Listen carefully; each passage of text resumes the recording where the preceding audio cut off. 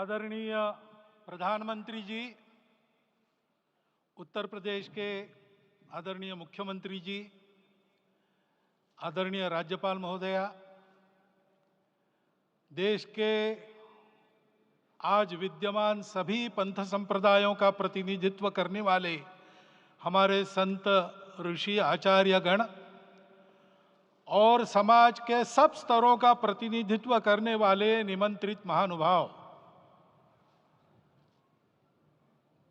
आज का आनंद शब्दों में वर्णनातीत है और उसके वर्णन करने का प्रयास इसके पहले के वक्तव्यों में अच्छा हो गया है। ये भी बता दिया गया है और हम जानते भी हैं कि आज अयोध्या में रामलला के साथ भारत का स्व लौट के आया है।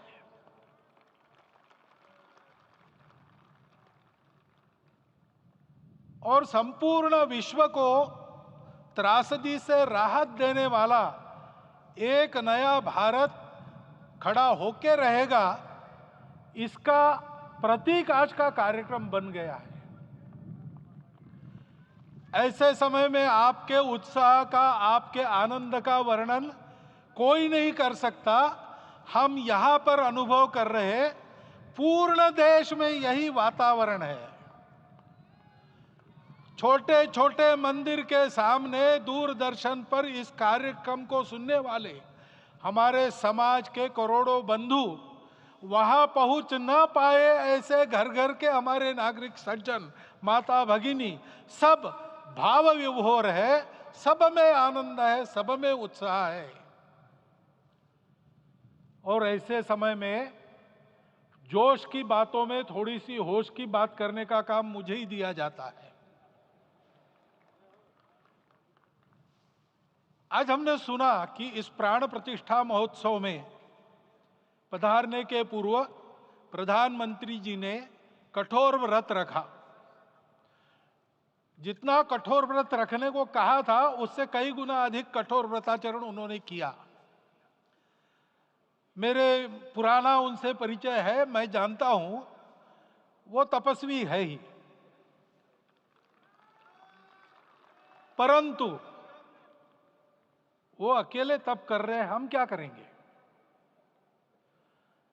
अयोध्या में रामलला आए, अयोध्या से बाहर क्यों गए थे? रामायण में क्यों गए थे बाहर? तो अयोध्या में कलह हुआ। अयोध्या उस पुरी का नाम है जिसमें कोई द्वंद्व नहीं, जिसमें कोई कलह नहीं, जिसमें कोई दुविधा नहीं। वो हुआ 14 वर्ष वनवास में गए। वो सब ठीक होने के बाद दुनिया के कलह को मिटा के वापिस आए।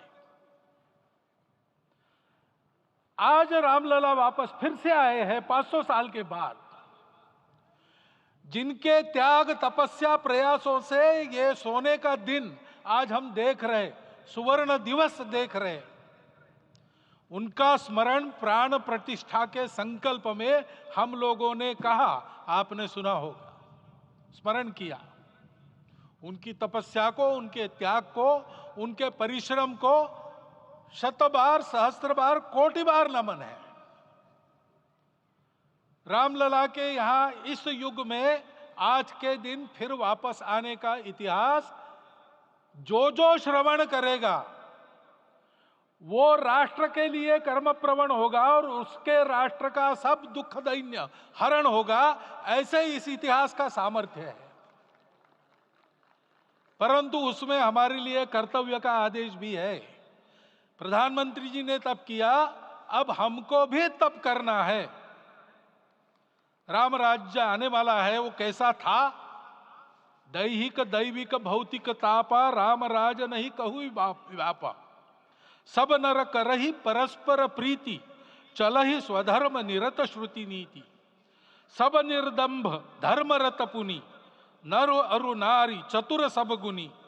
सब गुणज्ञ पंडित सब ज्ञानी, सब कृतज्ञ नहीं कपट सयानी। राम राज्य के सामान्य नागरिकों का जो वर्णन है, हम भी इस गौरवमय भारतवर्ष की संतानें हैं। कोटि कोटि कंठ उसका जयगान करने वाले हमारे हैं। हमको इस प्रकार के व्यवहार को रखने का तप आचरण करना पड़ेगा। हमको भी सारे कलह को विदाई देनी पड़ेगी। छोटे छोटे परस्पर मत रहते हैं, छोटे छोटे विवाद रहते हैं, उसको लेकर लड़ाई करने की आदत छोड़ देनी पड़ेगी। आखिर है क्या? ये बात बताइए, वो सामान्य नागरिक कैसे थे? निर्दंभ, प्रामाणिकता से आचरण करने वाले, केवल बातें करने वाले नहीं और बातें करके उसका अहंकार पालने वाले नहीं थे। काम करते थे, आचरण करते थे और अहंकार नहीं था। ऐसे वो थे और धर्मरत थे। यानी क्या थे? इस पर कठिन भाषा में प्रवचन बहुत लंबा हो सकता है, लेकिन थोड़े में धर्म के जो 4 मूल्य जिनकी चौखट पर धर्म है, ऐसा श्रीमद् भागवत में बताया है, सत्य करुणा शुचिता तपस, उसका आज हमारे लिए युगानुकूल आचरण क्या है? तो सत्य कहता है कि सब घटों में राम है, ब्रह्म सत्य है, वही सर्वत्र है। तो हमको ये जानकर आपस में समन्वय से चलना होगा, क्योंकि हम चलते हैं, सबके लिए चलते हैं, सब हमारे हैं, इसलिए हम चल पाते हैं। और इसलिए आपस में समन्वय रखकर व्यवहार करना, यह धर्म का पहला जो पैर है, सत्य, उसका आचरण है। करुणा दूसरा कदम है, उसका आचरण है सेवा और परोपकार। सरकार की कई योजनाएं गरीबों को राहत दे रही, सब हो रहा है, लेकिन हमारा भी कर्तव्य है, ये सब समाज बांधव हमारे अपने बंधु है। तो जहां हमको दुख दिखता है, पीड़ा दिखती है, वहां हम दौड़ जाए, सेवा करें, दोनों हाथों से कमाएं, अपने लिए न्यूनतम आवश्यक रखकर बाकी सारा वापस दे, सेवा और परोपकार के माध्यम से। यह करुणा का अर्थ आज है। शुचिता पर चलना है, यानी पवित्रता होनी चाहिए। पवित्रता के लिए संयम चाहिए, अपने को रोकना है। सब अपनी इच्छाएं, सब अपने मत, सब अपनी बातें ठीक होंगी ही ऐसा नहीं, और होगी तो भी अन्यों के भी मत है, अन्यों की भी इच्छाएं हैं। और इसलिए अपने आप को संयम में रखते हैं तो सारी पृथ्वी सब मानवों को जीवित रखेगी। गांधी जी कहते थे, earth has enough for everyone's need, but it cannot satisfy everyone's greed. तो लोभ नहीं करना, संयम में रहना और अनुशासन का पालन करना, अपने जीवन में अनुशासित रहना, अपने कुटुंब में अनुशासन रहना, अपने समाज में अनुशासन रहना। सामाजिक जीवन में नागरिक अनुशासन का पालन करना। भगिनी निवेदिता कहती थी कि स्वतंत्र देश में नागरिक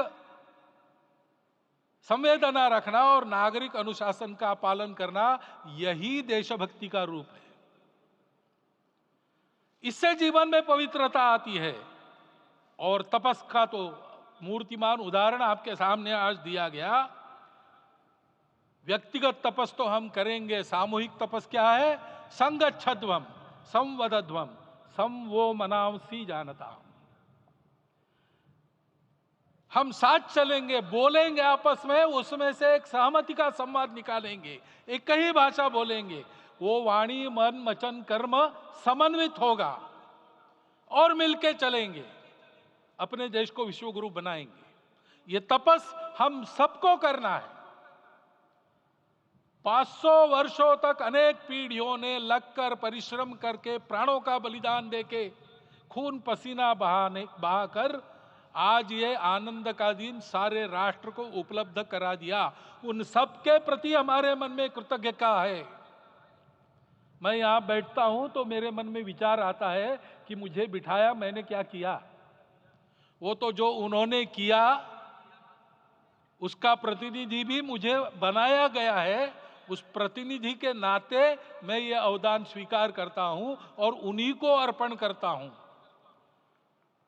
परंतु उनका ये व्रत हमको आगे लेके जाना है।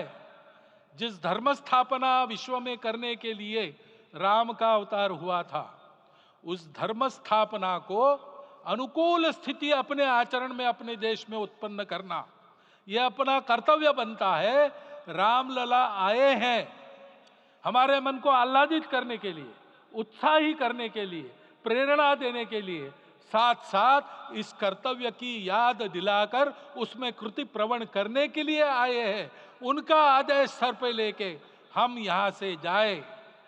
सब लोग तो यहां आ नहीं सके, लेकिन वो सुन रहे, देख रहे। अभी इसी क्षण से इस व्रत का पालन हम करेंगे तो मंदिर निर्माण पूरे होते होते विश्व गुरु भारत का निर्माण भी पूरा हो जाएगा। इतनी क्षमता हम सबकी है। इसका मैं एक बार स्मरण देता हूं, आप सबको धन्यवाद देता हूं और मेरे 4 शब्द समाप्त करता हूं।